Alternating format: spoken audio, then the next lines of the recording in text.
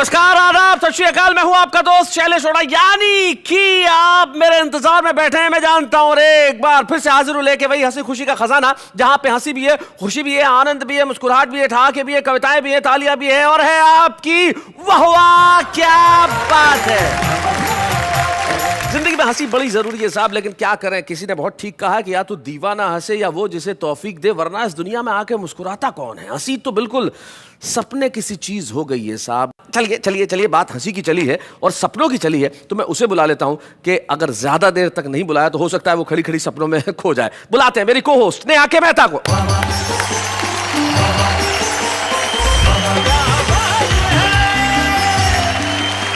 नमस्कार नमस्कार नमस्कार, मैं हूँ आप सबकी स्वप्न सुंदरी अंजलि तारक मेहता। स्वप्न सुंदरी? यस। जो सिर्फ सपने में सुंदर दिखती है। Of course, ji. एपिसोड है सपनों पे, तो स्वप्न सुंदरी ही सही जी। और आप सबका सपनों से सुंदर शो में स्वागत करती हूँ, जिसका नाम है वाह वाह क्या बात है। सपने हर आदमी देखता है और उसे देखने भी चाहिए। छात्र को ये स्वप्न कि वो पास हो जाए, टीचर को ये स्वप्न कि पूरी क्लास बहुत अच्छा करे, जनता को ये स्वप्न कि नेता ठीक ठाक काम करे, नेता को ये स्वप्न कि वो जीत जाए, पत्नी को ये स्वप्न कि पति समय पे घर आ जाए, पति को ये स्वप्न कि जब समय पे घर आए तो पत्नी मुस्कुराती ही मिले, बच्चों को ये स्वप्न कि पापा टॉफी लेके आए, और पापा को ये स्वप्न कि बच्चे बड़े होके पढ़ लिख के अच्छे आदमी बने। हमारा ये स्वप्न कि आपको हंसाएं, और आपका ये स्वप्न कि हम कहें वाह वाह क्या बात है। तो ये मिलकर कहते हैं एक बार वाह वाह क्या बात है। हमारे साथ हमारे तीन कवि मित्र हैं। हमारे साथ सबसे पहले जो बैठे हैं, शानदार, ऐसा लग रहा है जैसे पंचायत का चुनाव लड़के सीधे सीधे आ रहे हैं या जाके लड़ेंगे। नाम इनका फारूक सरल है, लेकिन सरल साहब चुनाव मत लड़िएगा, क्योंकि इन दिनों चुनावों में सरल लोग चुनाव नहीं लड़ते हैं, काफी टेढ़े लोग चुनाव लड़ते हैं, इसलिए आपकी जगह यही ठीक है, आप अदब की महफिल में रहिए। हम स्वागत करते हैं फारूक सरल का। फारूक सरल साहब के पास जो बैठे हैं वो बैठे हैं, वो ऐसे योगी किस्म के आदमी है कि कहीं भी बैठ सकते हैं।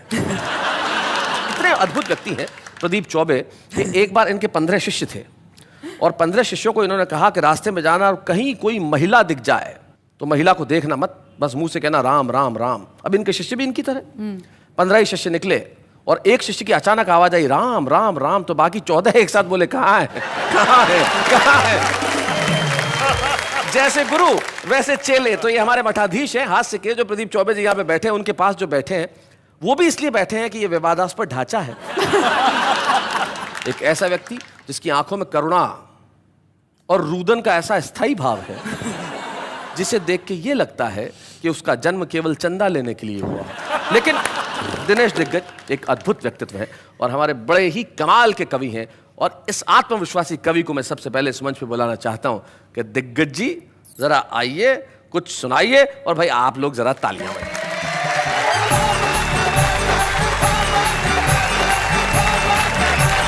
भाई साहब, आपने कहा नाम में क्या रखा है, सच बताता हूं नाम में क्या रखा है, यहीं से बात शुरू करता हूं जी। कि सत्य प्रकाश झूठ बोलते बोलते थक गया। सत्य प्रकाश झूठ बोलते बोलते थक गया। शांति प्रकाश पता नहीं क्या क्या बक गया। रोशन लाल जीवन भर अंधेरों से हारा। सुखराम सदा रोता हुआ मिला। मांगी लाल नोटों पे सोता हुआ मिला। क्या बात। मिश्री लाल ने आज तक मिठाई का स्वाद नहीं चखा है, इसीलिए तो कहता हूँ भाई साहब नाम में क्या रखा है। भाई बहुत अच्छे, बढ़िया बढ़िया भाई, वाह वाह वाह वाह। अलग अलग ढंग से बातें होती है। आप तो भाई साहब बहुत अच्छे स्कूलों में पढ़े, नेहा जी आप और ज्यादा स्कूलों में अच्छी पढ़ी। मैं तो उन स्कूलों में पढ़ा जहां पर मैं रेस में अकेला दौड़ा फिर भी सेकंड आया। अच्छा। तो मैंने टीचर से पूछा कि मैं सेकंड क्यों आया, वो बोले जिसे फर्स्ट आना था वो आज स्कूल नहीं आया। वैसे तुम रेस की बात कर रहे थे, मुझे याद है प्रदीप चौबे जी एक बार अपने घर में मोबाइल फोन लेके घुसे दौड़ते हुए, बीवी ने पूछा कैसे, बोले रेस में जीत के आया हूं। तो बोले सेकंड कौन आ रहा है, बोले जिसका मोबाइल है। जहां मेरे युवा दोस्त बैठे हुए उन्होंने स्कूलों में पढ़ा होगा 8 का टेबल, 8 1 जार 8, 8 2 जार 16, जो भी आपने पढ़ा। हम जब स्कूलों में पढ़ते थे तो हमें पढ़ाया जाता था 8 एकम 8, 8 दूनी 16, 8 तिया 24। देखिए मैंने एक बच्चे से पूछा तुझे 8 का पहाड़ा आता है, बोले हाँ आता है। उसने मुझे सर 8 का पहाड़ा किस ढंग से सुनाया। 8 एकम 8, 8 दूनी 16, 8 तिया 24, 8 चौके 8 पंजे 8 छक्के 8 सत्ते 8 नंबे 8 दाम 80। मैं बोला चुप, ये बीच में क्या करता है, तेरा तो जीवन बर्बाद है। वो बोला सर पहाड़ा भूल गया तो क्या हुआ, धुन तो पूरी याद है। अच्छा, ड्राई सब्जेक्ट में से हंसी निकालते हैं भाई साहब हम जी। ब्लैक बोर्ड पर मैंने एक शब्द लिखा, इलेक्ट्रिसिटी। सर आप बताइए इसमें कोई हंसने की बात थी क्या? बात ही नहीं है। एक बच्चे से मैंने पूछा, वो स्टेमर करता था, तुतलाता था, अटकता था। मैंने कहा बेटे क्या लिखा हुआ है? बोला मास्टर जी इलेक्ट्रिसिटी। मैंने कहा ये फ्यूज बल्ब है, इसे बोलना नहीं आता। 3 दिन बाद उसकी मम्मी आई। मैंने कहा आपका बच्चा इलेक्ट्रिसिटी को इलेक्ट्रिसिटी बोलता है, पूरी क्लास हंसती है, अच्छा नहीं लगता? उसकी मम्मी कहने लगी मास्टर जी माफ कर दो ना, बच्चा छोटा है, इसकी कैपेसिटी ही कितनी है। अरे मैंने कहा बल्ब फ्यूज नहीं है, स्विच खराब है। 4 दिन बाद पिताजी आए। मैंने कहा आपका बच्चा इलेक्ट्रिसिटी को इलेक्ट्रिसिटी बोलता है, आपकी पत्नी कैपेसिटी को कैपेसिटी बोलती है, पूरी क्लास हंसती है, अच्छा नहीं लगता? उसके पिताजी कहने लगे मास्टर जी बात बहुत छोटी सी है, पर फोकट की पब्लिसिटी मत करो यार। मैंने कहा ना बल्ब फ्यूज है ना स्विच खराब है, पावर हाउस में ही फॉल्ट है। मैंने उस बच्चे से कहा तुम्हारे घर में कोई और है? बोले दादाजी हैं 80 साल के। मैंने कहा भेजो उस आइटम को भी चेक करेंगे। दादाजी आए, नमस्कार। मैंने कहा नमस्कार, क्या हो गया? मैंने कहा आपका पोता इलेक्ट्रिसिटी को इलेक्ट्रिसिटी बोलता है, आपकी बहू कैपेसिटी को कैपेसिटी बोलती है, आपका बेटा पब्लिसिटी को पब्लिसिटी बोलता है, पूरी क्लास हंसती है, अच्छा नहीं लगता? बोला मास्टर जी ये तो सब जाहिल और गंवार हैं, इन्होंने यूनिवर्सिटी का कभी मुंह ही नहीं देखा। और हकीकत है साहब, शिक्षा क्या हो गई है जी। पुराने जमाने में होता था कोई बच्चा स्कूल नहीं आता था तो स्कूल से 4-5 बच्चे जाते थे, उसके हाथ पैर पकड़ के उसे ऐसे ऐसे करके लाते थे। आंचलिक भाषा में कहते हैं टांगा टोली करके लाते थे जी। ये दृश्य खत्म हो गए, शिक्षा के प्रति अनुराग खत्म हो गया। लेकिन मैंने आज से 4 दिन पहले मेरे शहर में यह दृश्य देखा। 4-5 स्कूल के विद्यार्थी एक को ले जा रहे टंगा टोली करके। मैंने कहा क्यों, ये विद्यार्थी क्या स्कूल नहीं आ रहा है? बोले ये विद्यार्थी नहीं है, मास्टर है।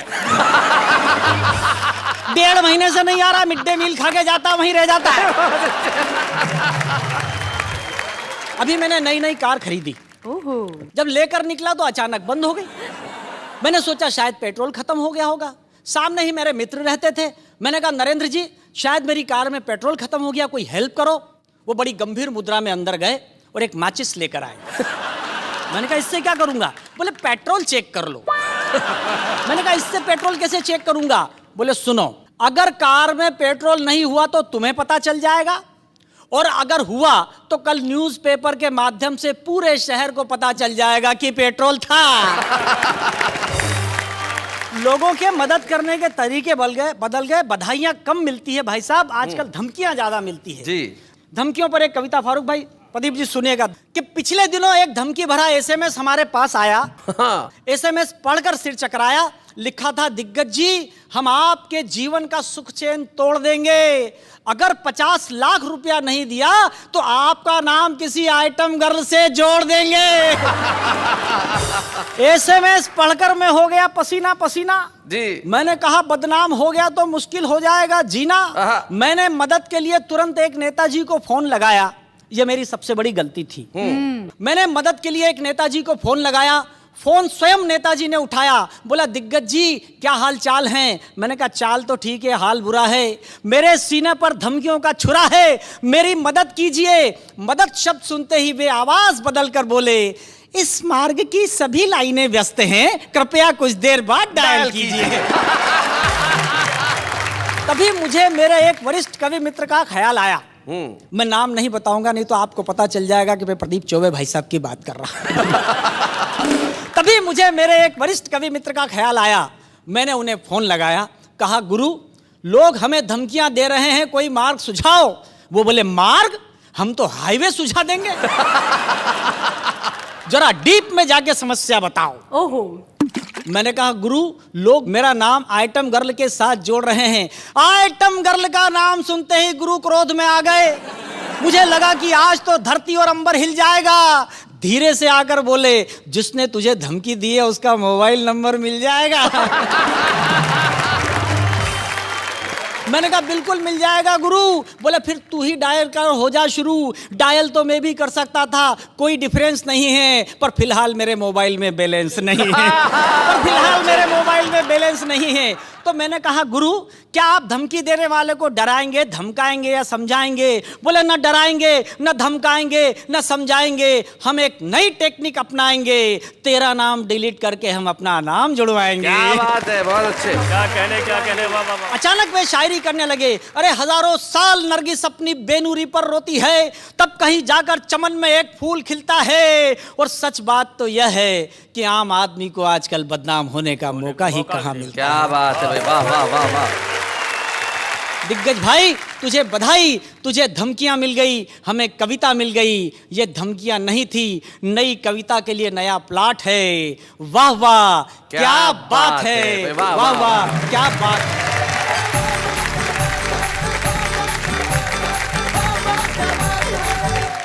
बहुत बढ़िया भाई दिनेश दिग्गज, आपने बहुत अच्छा सुनाया। दिनेश मेरा बड़ा पुराना ही विद्यार्थी है और मैं जानता हूँ कि इसको धमकियां ऐसी जिंदगी के अंदर आती रहती, लेकिन धमकियां सपनों में भी होती है। एक बीवी सुबह ही सुबह उठी तो पति ने धमका दिया, बोले जो पड़ोस में सुनीता रहती है रात को मेरे सपने में आई थी। तो बीवी बोली अकेले ही आई होगी? बोले क्यों? बोले उसका पति मेरे सपने में आया था।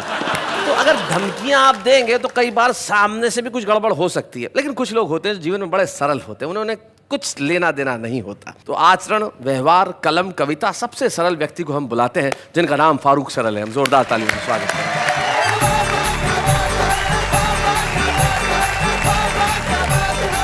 बहुत अच्छा लग रहा वाह में आके के। मैं सोच रहा हूँ 2 छंद अपने मिजाज के विपरीत पढ़ दूँ, जिसमें आप सरल नजर नहीं आ रहे हैं। मैंने जब परचून की दुकान खोली, ग्रोसरी स्टोर जिसमें घर का छोटा मोटा सामान मिलता हो जी, पहले ही दिन एक महिला माचिस खरीद के ले गई। बरसात के मौसम में माचिस थोड़ी सीली थी, वो जली नहीं, वापस करने आई। मैंने एक तीली निकाली और उसको थोड़ी देर तक अपनी दाढ़ी के ऊपर रगड़ा। माचिस सूख गई और मैंने जला के दिखाया। बोला माचिस बहन जी बहुत अच्छी, इसको ले जाओ। लेकिन महिला बिगड़ गई, बोली अब मैं माचिस से बिल्कुल नहीं ले जाऊंगी। मैंने कहा तर्क के आधार पर उत्तर दो, माचिस क्यों नहीं ले जाओगी जब जल रही है? तो उसने जो तर्क दिया वो मैं पढ़ता हूँ, सुनिएगा। कि ले गई खरीद कर माचिस नहीं जली, तो लौट के दुकानदार से वो लगी लड़ने, और तीली को निकाल कर रगड़ा जो दाढ़ी पर, फौरन ही तीली लगी आग को पकड़ने। तो बोली यह देख कर इसको न ले जाऊंगी, पैसे कर वापस न बात दे बिगड़ने, और इसको जलाने है तू घर से मैं आऊंगी क्या, मुझे रोज रोज तेरी दाढ़ी पे रगड़ने। वाह भाई वाह वाह क्या बात है। अक्सर पति पत्नियों में नोक झोंक चला करती है। नोक झोंक जब ज्यादा बढ़ जाती है तो कभी कभी पत्नियां अटैचियां बांध लिया करती हैं। आप सब जानते हैं अटैची बांध करके पत्नी कहाँ जाती है जी। अधिकांश विश्वास पतियों को होता कि मायके ही गई, लेकिन बताती नहीं। एक छंद वहां से निकलता जी कि झगड़े के बाद बोली मैडम अटैची बांध, मुझे किसी भांति इस घर में न रहना। और मैंने कहा गुस्सा छोड़ो, पति पत्नी है हम, हमें मिलजुल के है सुख दुख सहना। बोली झुंझला के इस घर से तो उत्तम है मेरे लिए जाके किसी नरक में दहना। और मैंने कहा अच्छा यदि नरक में जाती हो तो मम्मी जी से अपनी मेरा सलाम कहना। अभी शैलेश जी ने कहा था कि मैं चुनाव लड़ने की मुद्रा में हूं, लेकिन उन्होंने मशवरा दिया था तो मैं थोड़ी देर के लिए चुनाव लड़ता हूं और मेरा दावा है कि मैं ही चुनाव जीतूंगा। उसका कारण यह है कि जो मेरा प्रतिद्वंदी है, प्रतिपक्ष में है, वो भी मेरे ही समान गुण वाला, दोष वाला है। अच्छा, तो थोड़ी देर के लिए मान लीजिए कि एक प्रत्याशी मैं हूँ, एक प्रत्याशी मेरा भाई दिनेश दिग्गज है। ठीक, दोनों में गुण दोष सब बराबर हैं। एक एक्स्ट्रा बाल वाला, एक बिना बाल वाला, थोड़े बहुत अंतर चलते हैं जी, वो अनुपात बराबर हो जाता है। अनुपात बराबर हो जाए जी। तो सुनेगा कि एक से बढ़कर एक लुटेरे, सब कुर्सी को खड़े हैं घेरे, एक दूजे पर आंख तरे रे, चोर चोर भाई मौसेरे। वाह, इस कुर्सी पर हम बैठेंगे कहीं और तुम किसको हमारे सिवा, बोलो चुनोगे तुम किसको हमारे सिवा, बोलो चुनोगे तुम किसको। पहली समानता, थोड़ा बहुत अंतर शब्दों का हो सकता है लेकिन अर्थवत्ता और गुणवत्ता दोनों की बराबर जी। कि मैं झगड़ा लूं ये है लड़ाकू, मैं चंगेजी हूँ ये हलाकू, मैं हूँ छुरी और ये चाकू, मैं भी डाकू ये भी डाकू। क्या बात है।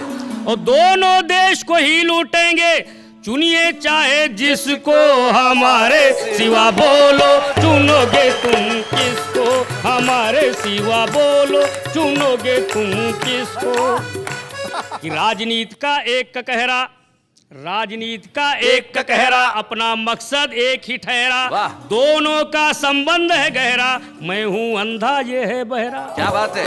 दोनों नहीं सुने देखेंगे रोज चाहे जिसको, हमारे सिवा बोलो चुनोगे तुम किसको, हमारे सिवा बोलो चुनोगे तुम किसको। ये लड़ाई झगड़े सिर्फ थोड़ी देर के होते हैं, उसके बाद फिर हम एक हो जाएंगे। कि बस चुनाव भर हम्मा हम्मा, बस चुनाव भर हम्मा हम्मा, धमा चौकड़ी धम्मी धम्मा, जीत गए तो दम्मा दम्मा, वल्ले वल्ले छम्मा छम्मा। क्या बात है। एक करेगा वहाँ भांगड़ा, एक करेगा डिस्को, हमारे सिवा बोलो चुनोगे तुम किसको, हमारे सिवा बोलो चुनोगे तुम किसको। भाई क्या बात है।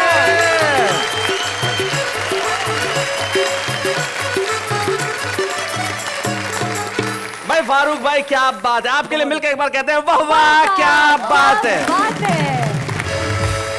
सचमुच अगर हमारी बारी आई कि हम किसे चुने तो हम आपके सिवा किसी को नहीं चुनेंगे। क्या खूबसूरत गीत आपने सुना, इतना बढ़िया व्यंग गीत। हमारे देश का हाल ऐसा ही है। लेकिन आपको क्या लगता है नेता सिर्फ यही सपने देखते हैं? प्रदीप भाई, एक नेता एक सपना देखता था कि रोज सपने में रात को चुनाव हार जाता था, तो डॉक्टर के पास पहुंचा, कुछ दवाई दीजिए, मैं रोज रात को सपने में चुनाव हार जाता हूँ।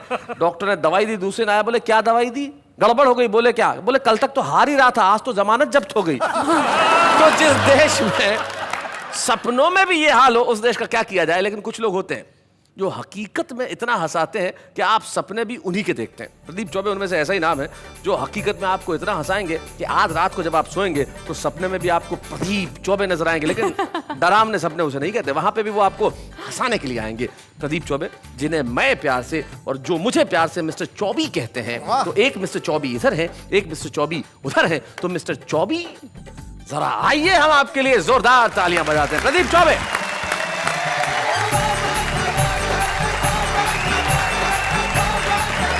बड़ी मुसीबत होती है कवियों की, और खासकर हास्य कवियों की। जो थोड़ा बहुत नाम मिल जाता है, लोकप्रियता मिल जाती है, तो उनके लिए संकट भी होता रहता है। मैं कॉलेज में कविता पढ़ने के लिए गया, कवि सम्मेलन में गया, तो वहाँ का एक नौजवान जो स्टूडेंट था वो मेरे पास में आके मेरे काव्य पाठ से पहले बोला कि प्रदीप जी, आपको तो हम सुनते रहते हैं, लेकिन आपसे पहले अगर मैं 2 मिनट की पढ़ दूँ तो क्या मुझको आज्ञा देंगे, अनुमति देंगे? मैंने दया की उस पर, मैं कहा पढ़ ले भाई। मैं कहा 2 मिनट रहेगा ना? हाँ। बोले भरोसे का आदमी हूँ, मगर माइक अच्छों को नहीं छोड़ता साहब। मेरे पढ़ने के पहले 2 मिनट के लिए आया हुआ कवि, उसने जो कुछ किया वो इस कविता का विषय है। सुना। केवल 2 मिनट के लिए आया हुआ कवि जब 2 घंटे कविता पढ़ गया तो पीछे बैठे हुए कवियों का मानसिक संतुलन बिगड़ गया। एक ने उसका कुर्ता पकड़ के खींचा, कुर्ता काफी पुराना था, कुर्ता काफी पुराना था, आधा हाथ में आ गया। फटा हुआ कुर्ता देख के कवि ताव खा गया, पलट के बोला क्या कुर्ता ही फाड़ दिया? 1 घंटा और पढ़ूंगा। और वो फिर शुरू हो गया। कवियों में टेंशन भी दोबारा शुरू हो गया। बड़े कवि ने छोटे कवि से कहा ये कुर्ते से नहीं मानेगा। तो साहब ये वाली बात है जो आपके हंसने के लिए जिंदगी मिलती है। 2 बैठे हैं बेचारे यहाँ पे, इनको गंजा गंजा कह करके, ये मुझे बहुत बुरा लगता है, बहुत बुरा लगता है। भाई गंजों के अनुभव बड़े शार्प होते हैं। एक गंजे के पास खड़ा था, एक विराट गंजा था। ये तो क्या लगते हैं, वहाँ तो पूरा मैदान ही साफ था, दूर तक कहीं छाया नहीं थी, पूरा मैदान चमक रहा था। अगला धूप में और खड़ा था और तेल भी लगा रखा था। मेरी तो निगाह तक फिसल रही थी।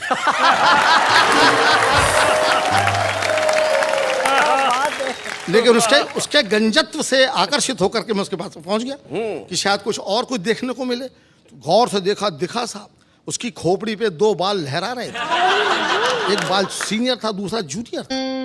तो जूनियर बाल ने सीनियर बाल से कहा कि दादा अपन दोनों आपस में शादी कर लें तो ये मैदान लहलहा जाए। तो सीनियर बाल बोला ऐसा नहीं हो सकता भैया, इस देश में बाल विवाह पे पाबंदी है।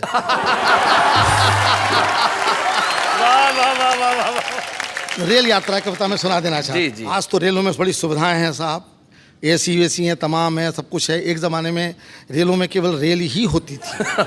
और अभी मैं गया आपके राजस्थान में बीकानेर इलाके में, वहाँ पर आज भी मीटर गेज है, मीटर गेज। वो शायद आप मीटर गेज के बारे में नहीं जानते होंगे, क्योंकि ब्रॉड गेज चलता है आजकल, मुझे खुद नहीं मालूम था जी। और वहाँ मीटर गेज थी, उसी में बैठना था।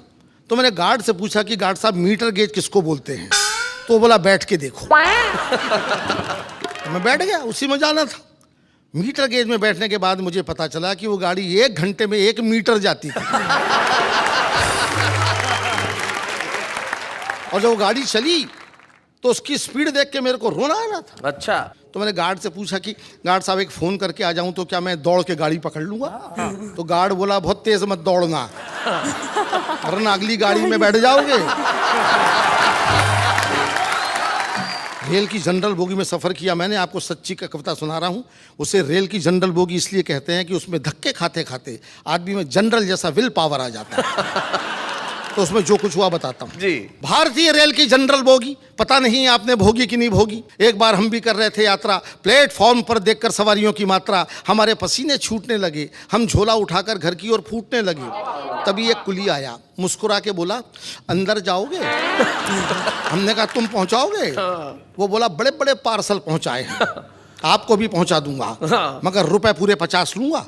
हमने कहा 50 रुपया? वो बोला हाँ भैया, 2 रुपए आपके बाकी सामान के।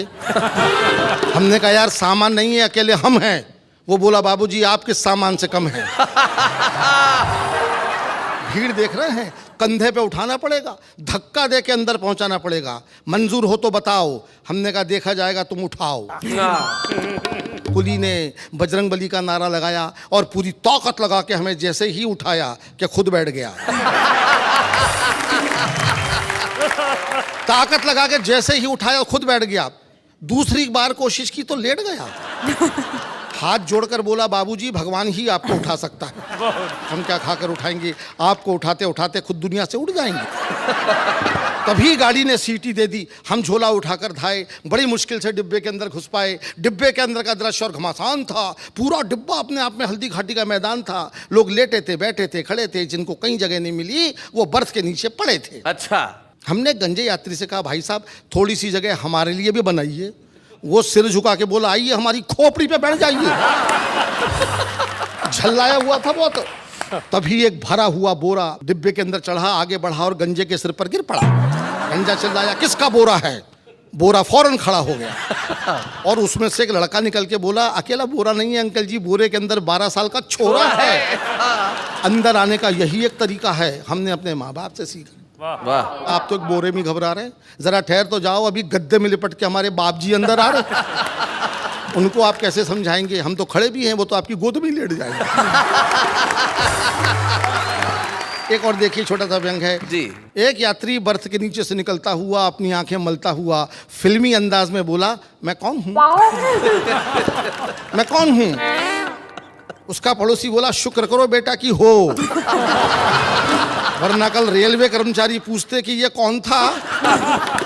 इतना सुनते ही पूछने वाला मौन था। मगर एक अंतिम सीन तो आपको जरूर अच्छा लगेगा, क्योंकि आपको भी ऐसा अनुभव आया ही होगा। अचानक गाड़ी बड़ी जोर से हिली, एक यात्री खुशी के मारे चिल्लाया अरे चली चली। दूसरा बोला जय बजरंगबली। तीसरा बोला या अली। हमने कहा गाड़ी तो बगल वाली जा रही है। गाड़ी तो बगल वाली जा रही है और तुमको अपनी चलती नजर आ रही है। प्यारे सब नज़र का धोखा है, दरअसल ये रेलगाड़ी नहीं हमारी ज़िंदगी है, और ज़िंदगी में धोखे के अलावा और क्या होता है? क्या होता है? क्या बात है, वाह वाह वाह।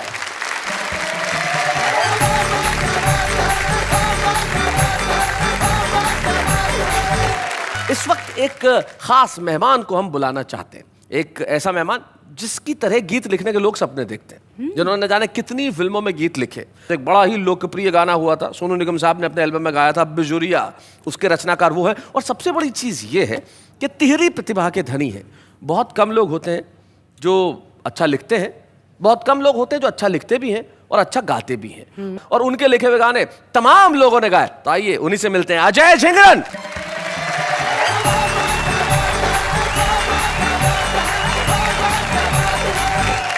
पहले वही गीत पेश करूंगा जो मेरी पहचान बना हुआ है पूरे देश में। जी। मेरा पहला गीत था, तो मुझे आज भी वो लम्हा याद है जब वो गीत रिलीज हुआ था, तो मैं कैसे भाग के ऑडियो की शॉप पे गया था जी। खरीदने के लिए अपना कैसेट। ये सपना होता है, सहारनपुर से एक लड़का आता है जिसका नाम अजय झिंगुरन होता है, और इनकी एक ख्वाहिश होती है कि जब मेरा गाना आया तो मैं ऑडियो कैसेट खरीद के लाऊं। ये ख्वाहिश पूरी हुई। क्या- एक खूबसूरत गाना अजय हमें सुना रहे हैं जो अजय ने लिखा।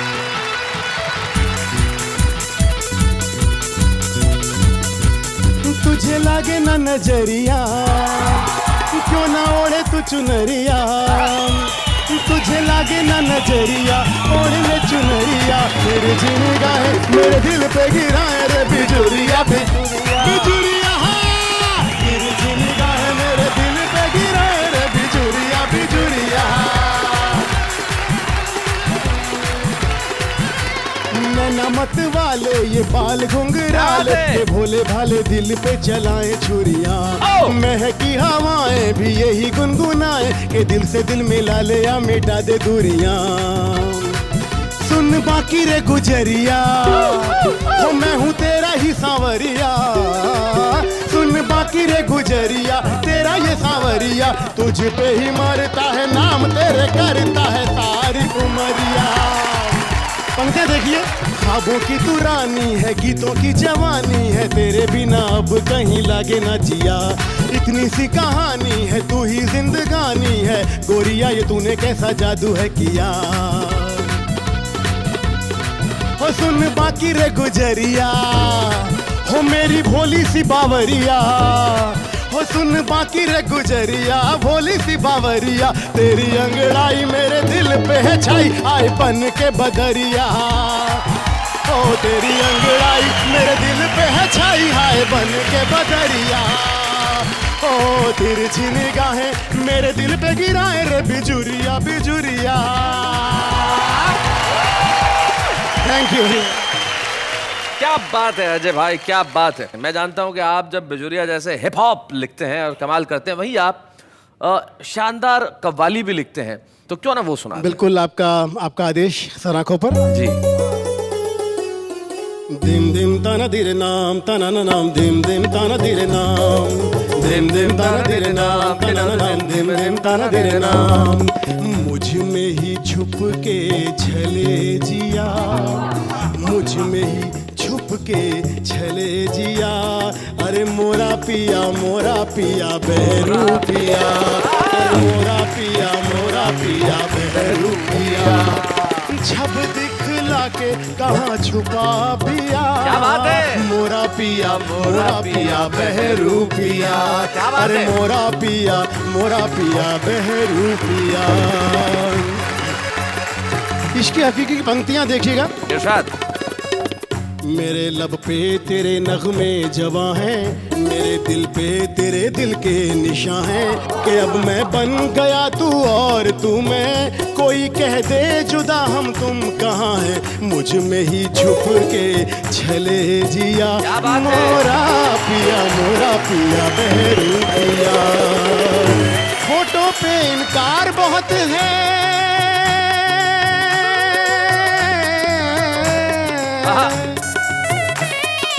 फोटो पे इनकार बहुत है, लेकिन तुमसे प्यार बहुत है, पहन लिया है रूप तुम्हारा मेरा ये श्रृंगार बहुत है, मुझ में ही छुप के छले जिया, मोरा पिया बहरू पिया। क्या बात है? झूठी दुनिया में बहलावे जिया, झूठी दुनिया में बहलावे जिया, मोरा पिया बहरू पिया, मोरा पिया बहरू पिया।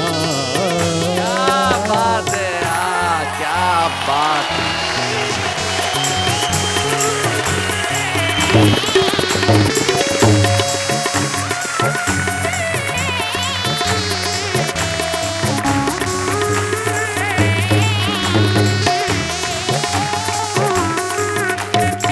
क्या बात है। अजय झिंगुरन जी ने जिस ढंग से, जिस अंदाज से अपनी रचनाओं को यहाँ सुनाया, उससे ये साबित होगा कि कविता हर जगह बसती है।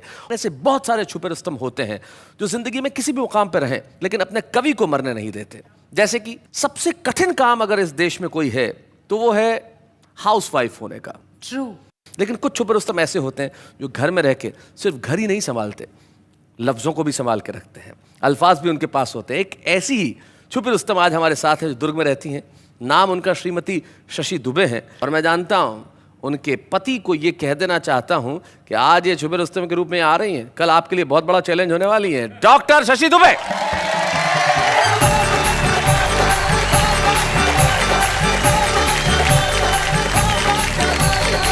शैलेश जी, जी तनाव से चेहरे पर पिंपल पड़ते हैं जी, रोने से चेहरे पर रिंकल पड़ते हैं, आहा। इसलिए वाह वाह क्या बात है देखकर मुस्कुरा दो, क्योंकि मुस्कुराने से चेहरे पर डिम्पल पड़ता हाय हाय, भाई क्या बात है, क्या बात है। बहुत अच्छे। है। एक कुंवारी कन्या ने बुजुर्ग महिला से पूछा, प्यार और शादी में क्या भिन्नता होती है? महिला ने कहा, रे पगली, प्यार अंधा होता है हाँ। और शादी आंखें खोल देती है।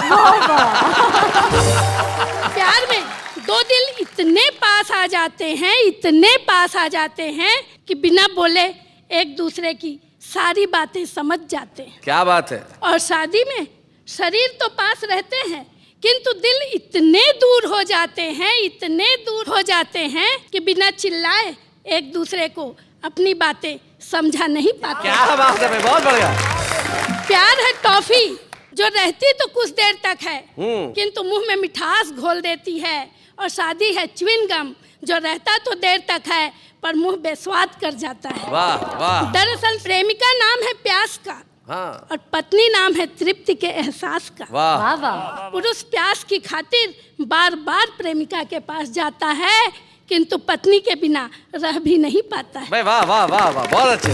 पुरुष चाहता है दोनों हाथों में हो लड्डू किंतु अरे ओ निखड्डू, तुझे इतनी सी बात समझ में नहीं आती है कि एक म्यान में दो तलवारें कभी रह नहीं पाती। क्या बात है, बहुत अच्छे।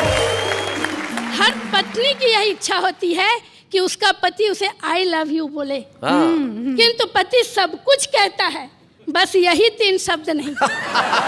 यही भाई बहुत अच्छे। यही जानने के लिए मैंने एक बार अपने पति से कहा, क्यों जी, अगर मैं आपसे लड़ झगड़ कर कहीं दूर चली जाऊं या घर से भाग जाऊं तो तुम क्या करोगे?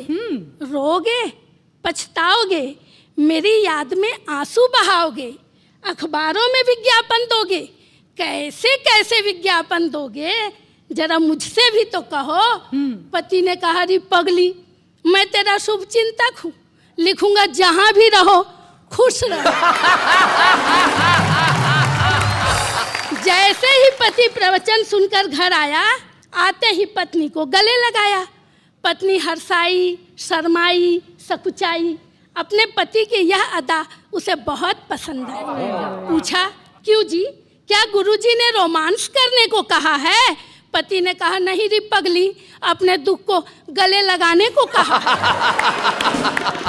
एक पत्नी ने अपने पति से कहा, क्यों जी, जब हमारी नई नई शादी हुई थी तब तो आप बड़ा प्यार जताते थे, मैं खाना बनाती थी, आप मुझे प्रेम से निहारते थे, पहले मुझे खिलाते थे, फिर खुद खाते थे, अब आपके प्यार को क्या हो गया है? पति ने कहा, री पगली, अब तुझे खाना बनाना आ गया। चले जी, अभी आप कह रहे थे सपने देखना चाहिए, हाँ। तो मैं आपसे कहना चाहूंगी कि सपने भी सोच समझकर देखना चाहिए जी। एक बेरोजगार नवयुवक ने भगवान के सामने अर्जी लगाई, अपनी छोटी सी डिमांड बतलाई। हे भगवान, एक जॉब दे दे, एक बंगला, एक बड़ी सी गाड़ी जिसमें बैठी हो मेरे साथ कन्या कुंवारी। भगवान की कृपा से खुल गया उसका भी मुकद्दर और गर्ल्स कॉलेज की बस चला रहा है बनकर ड्राइवर। एक नवयुवती जिसने देखी थी पिक्चर शोले, बार बार भगवान के सामने यही डायलॉग बोले, हे भगवान, मुझे कुछ नहीं चाहिए, मेरी माँ को एक दामाद दे दे। भगवान की कृपा से उसकी भी किस्मत खुल गई और उसकी तो नहीं, उसकी छोटी बहन की शादी हो गई। तो शैलेश जी, रोने से तो आंसू भी पराये हो जाते हैं जी, और हंसने से पराये भी अपने हो जाते हैं। इसलिए वाह वाह क्या बात है, देखते रहिए, मुस्कुराते रहिए, हंसते रहिए। क्या वाह बात, वाह, वाह वाह। क्या बात है भाभी जी। तो भाई शशि दुबे जी ने आज यहाँ पे कमाल कर दिया, जो छुपे रुस्तम के रूप में आई और जिस आत्मविश्वास के साथ कविताएं पढ़ी, निश्चित तौर पे अब ये छुपे रुस्तम नहीं रही। सारे मुल्क में प्रसिद्ध होने के लिए अब आप तैयार हो जाइए। आपकी कविताएं आज सारी दुनिया ने सुनी है और कल जब आप जाएंगी लोग आपके ऑटोग्राफ लेंगे और कहेंगे आप वही है ना जो छुपे रुस्तम में आई थी। आइए हम आपके ऑटोग्राफ के इस जीवन की शुरुआत करते हैं और आपको एक स्मृति चिन्ह देना चाहते हैं कि आपकी सफलता का प्रारंभ उस मंच से हुआ जिसका नाम है वाह वाह क्या बात है। बच्चे हैं या बूढ़े हैं, नर है या नारी है, हंसी देने वालों के सब ही आभारी है, कविता सुनाने वाले अब सबके साथ है। क्या बात है। स्वागत है फिर से आपका हमारे उसी शो में जिसका नाम है वाह वाह क्या बात है। वैसे अब मुझे समझ में आ गया क्या कि सपने वही देखने चाहिए जो साकार हो सके। ओके, यानी कि अब तुम एंकर बनने का सपना नहीं देख रही हो। वो सपना नहीं है। चलिए, सपने वही देखने चाहिए जो साकार हो सके, लेकिन सपने जरूर देखने चाहिए और ये कभी तय नहीं करना चाहिए कि मैं जो सपना देख रहा हूं वो साकार होगा या नहीं, क्योंकि सपना देखना मेरा कर्तव्य है और उन्हें साकार करना उसकी जिम्मेदारी है। लेकिन उसकी जिम्मेदारी निभाने से पहले हमें अपना परिश्रम तो करना पड़ेगा। और इस देश का आम आदमी जो है वो बड़े सपने देखता है, हकीकत में बातें कड़वी कड़वी कहता है, लेकिन सपने बड़े अच्छे देखता है। अब उनके सपने और हकीकत की बातें क्या होती है जरा देखते हैं। उम्र काफ़ी नादान है मेरी, हंस के जीने की पहचान है मेरी, दिल दुखों से भरा हो आपका तो मेरे पास आइए, दिल रिपेयर करने की दुकान है मेरी। हार से पहले मैं उम्मीद क्यों छोड़ूं? दया बोला पेमेंट सबको मिलता है, दरवाजा हमेशा मैं ही क्यों तोड़ूं? गॉड ने दिन बनाया और नाम दिया आफ्टरनून, रात की रोशनी बनाई और नाम दिया मून, सोच समझ कर तुम्हें बनाया और नाम दिया कार्टून। उंगली में चुभी सुई, अरे उंगली में चुभी सुई, उई उई उई उई। हरो फूल बरसाओ, मेरा दोस्त आया है, होठों पे मुस्कान, गली में महक लाया है, जिसे थी पानी से एलर्जी आज वो साबुन से नहा के आया है।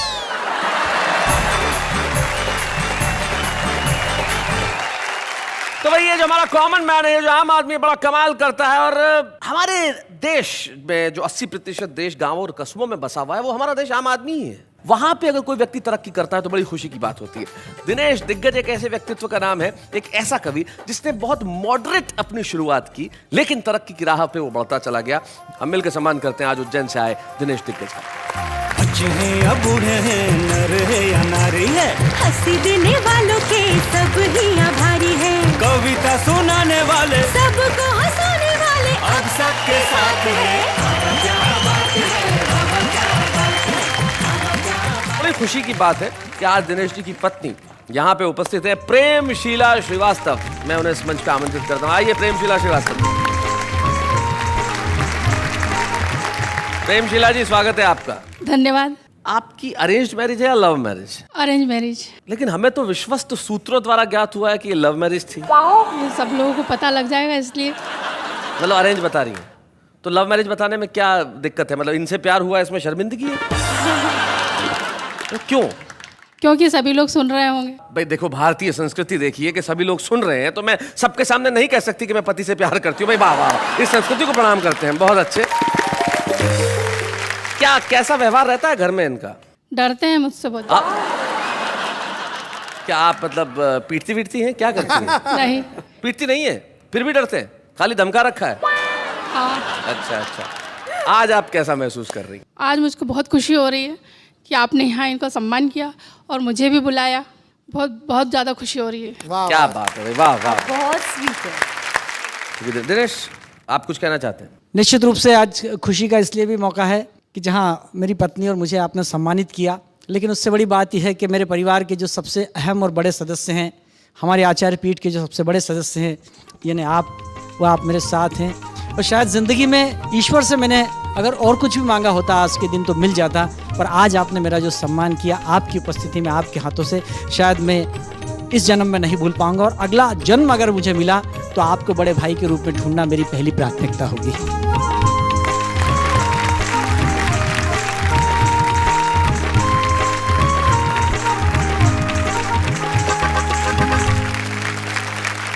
गणेश, मैं आपको ये कहना चाहता हूँ, आप प्रेमशिला, फारूक भाई, प्रदीप चौबे या तमाम वो कवि जैसे शशि जी यहाँ आई आज और उन्होंने छुपे रुस्तम के रूप में कविताएं पढ़ी, या अजय जी आए, हम तमाम लोग हिंदुस्तान की आत्मा में से निकले हुए लोग हैं। इसलिए तमाम वो लोग जो चाहे छोटी जगहों पर रहते हैं, लेकिन उन्हें जाते जाते एक शायर के 2 शेर कहना चाहता हूँ। आप कहीं भी रहें, लेकिन अगर आप में सपने देखने की हिम्मत है, उन्हें सच बनाने की ताकत है, तो आगे बढ़िए। जमाना आपका इंतजार कर रहा है। तब मैं कहता हूँ कि दिल आंखें बंद करके भी वो चेहरा देख सकता है। वो तमाशा ही नहीं है, मगर तमाशा देख सकता है। और हम खिड़कियां दरवाजे बंद कर ले तो भी क्या होगा, जो सूरज है उसे जमाना देख सकता है। वाह वाह, क्या बात है।